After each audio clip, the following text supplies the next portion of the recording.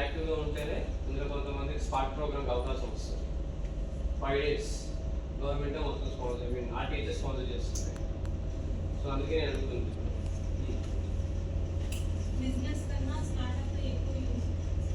Business కన్నా startup ఎక్కువ use. దాన్ని జస్టిఫై చేయగలుగుతావా ఎందుకనేది? బిజినెస్ రిస్కా స్టార్ట్అప్ రిస్కా? స్టార్ట్అప్ రిస్క్ కదా. బిజినెస్ స్టార్ట్అప్ బిజినెస్ ఆల్రెడీ ఆ పార్ట్ లో లేకపోతే స్టార్ట్అప్ అంటే ఒక న్యూ ఐడియా గుడ్.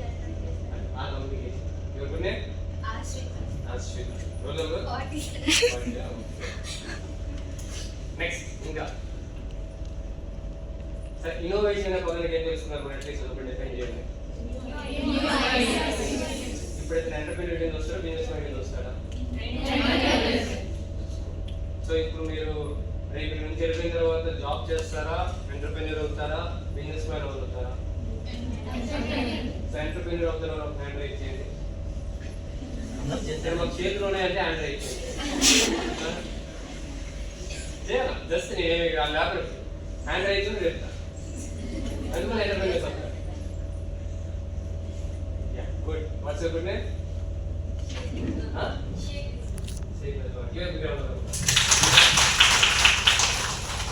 సో మీరు ఎప్పుడైనా ఒక ప్రోగ్రామ్ చూస్తున్నప్పుడు good time something you have to speak about that. ఎందుకంటే ఇక్కడ నుంచి మీరు వెళ్ళిన తర్వాత కాలేజ్లో మీ ప్రిన్సిపల్లో, వైస్ ప్రిన్సిపల్లో, ఫ్రమ్ డీనో పిలుస్తారు. ఏంటమ్మా నేర్చుకున్నామంటే వాళ్ళకి చెప్పలేదు సార్ మాకు అని అన్నారు అనుకోండి. It's gives an example. Right? Yes sir. So you have to speak something about this. So అందుకే చిన్న ఒక వార్మప్ లాగా ఒక 4-5 ప్రశ్నలు వేస్తే మీరు రీకాల్ అవుతున్న ఉద్దేశంతో ఇంకో 4-5 అడుగుతావా?